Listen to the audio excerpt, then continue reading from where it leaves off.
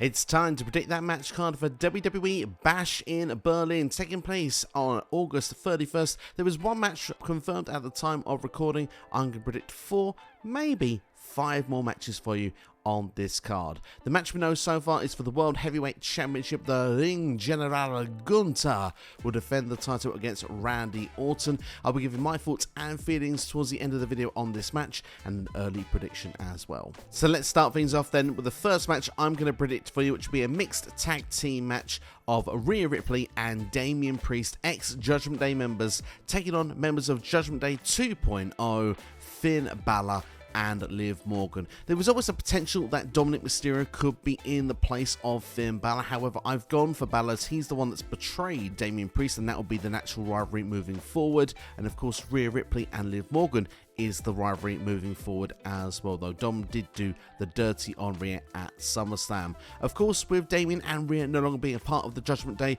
they do realise that they probably are still best allied together. So I think we've seen that on this past week's Monday Night Raw with the beatdown from the Judgment Day on Damian. Rhea made the save, so I think this will lead to a mixed tag team match here. I do think as well we'll probably get announced at some point as well that Finn Balor did take the hotel room key, of course, and met with Liv Morgan, and they strategized how this plan would all come together. Dominik Mysterio had made his choice as well, wanted to be with Liv Morgan, so that way of course Finn Balor made his choice of what he was going to do with Damian Priest, and they all said they would stick and work together. Of course, Carlito also being a part of the group, and hopefully the boys got a new PlayStation 5. When it comes to an early thought and prediction form, this match being a mixed tag team match, I do think Damian Priest and Rhea Ripley would pick up the victory. This could lead to singles programs potentially going to the next show. However, I would not be against the idea of Damian and Rhea losing on the first attempt here. Establishing this new Judgment Day with strength and of course with its numbers would be very important. If Dominik Mysterio could be, say, the difference in this one, maybe, just maybe, we could get perhaps Damian Priest versus Finn Balor at Bad Blood, and we could even get Rhea Ripley versus Dominik Mysterio, a rare intergender match and one where Dominik can get his ass handed to him. Next, for the Intercontinental Championship, I've got Bron Breakker taking on Ilja Dragunov. Bron Breakker has gone through Ilja to get to the Intercontinental Championship, taking him out. I think Ilja will want revenge. We do have Bron Breakker versus Sami Zayn in a rematch from SummerSlam after Breakker won the IC strap in a 2 out of 3 falls coming up next week on Raw.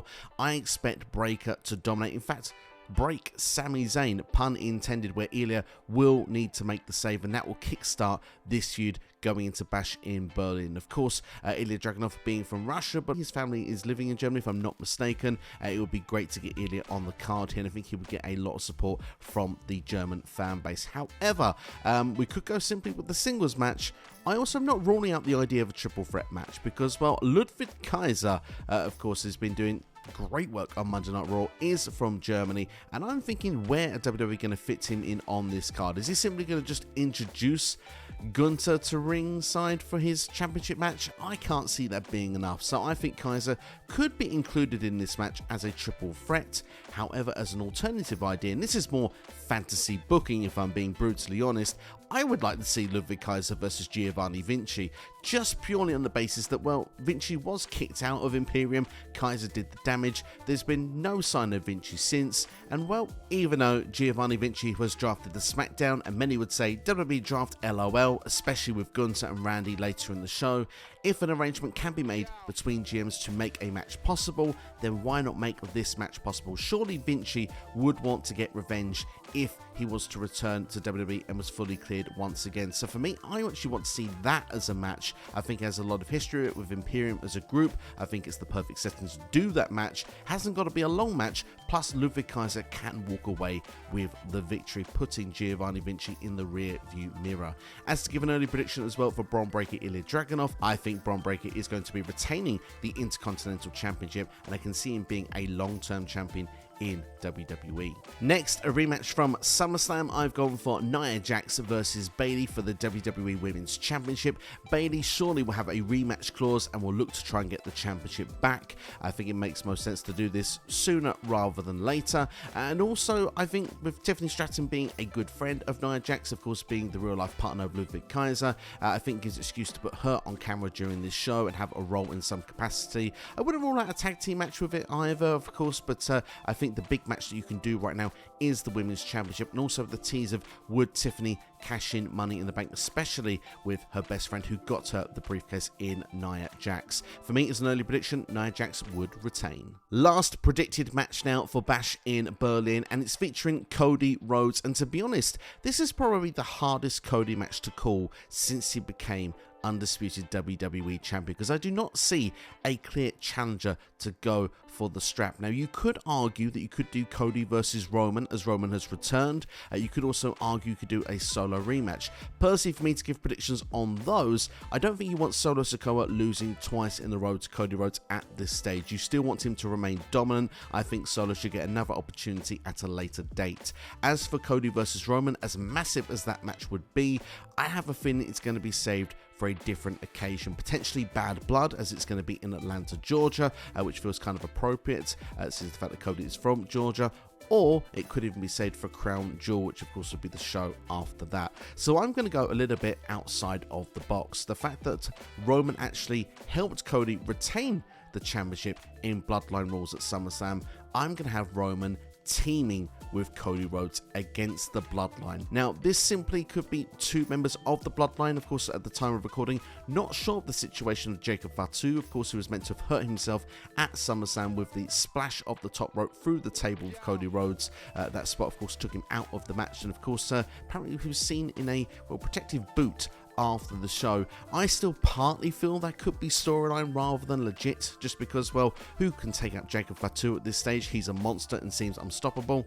Jacob Fatu himself. So potentially he could be around for this one. Of course, he is one half of the tag team champions on SmackDown with Tama Tonga. That could make a lot of sense, as those two are the champions, and Solo could be watching on from outside. That way he is protected in the result. But of course, with can Roman and Cody coexist, I would have the Bloodline picking up the victory and Cody being the one to take the pinfall. This could then help set up the Cody versus Roman match, where they have their rematch. That could then be interfered with the Bloodline. That can spoil that. And then these two, as they have to get on the same page as they go in towards War Games, where that way Roman has to start finding friends. Potentially a returning Jimmy Uso could make a lot of sense. Maybe you want to bring over Jay and Sammy from Monday Night Raw, or potentially people that are actually currently feuding with the Bloodline in Randy Orton and Kevin Owens, who I think are most likely to be in War Games with Cody and Roman at this stage. And to see, well, the storyline narrative of how Roman can gain the trust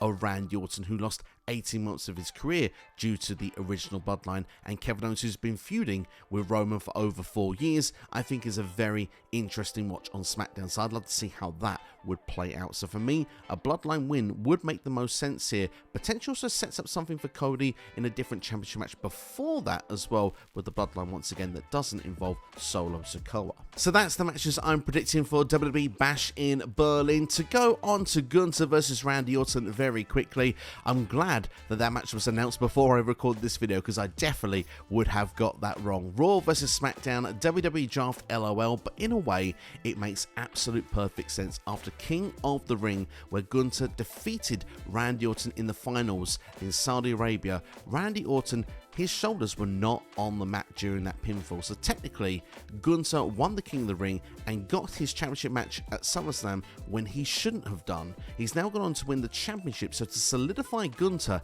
as a legitimate world champion, who's someone else that's going to be in the main event scene moving forward, to go against Randy Orton, who's someone who's been in the main event scene for the last 15-20 years in WWE, is a perfect call in my opinion. I think the fact that Gunther here could win this match against Randy Orton solidifies him as champion, takes away the asterisk at King of the Ring earlier in the year, and like I say, it puts him on to bigger challenges, and he would seem legitimate against those challengers moving forward in WWE. So for me, this is a win-win all the way round, and I think Gunther versus Orton probably main events this show, and I think Gunther will be picking up the victory. But that's my predicted match card for WWE Bash in Berlin 2024. Let me know what matches you think will take place in the comments below. If you've enjoyed this video, make sure to hit that like button, share with a friend, and subscribe as well. And check out these videos on the side of your screen right now to support the channel even further. Take care, thanks for watching, have a great day, and I'll see you for the next one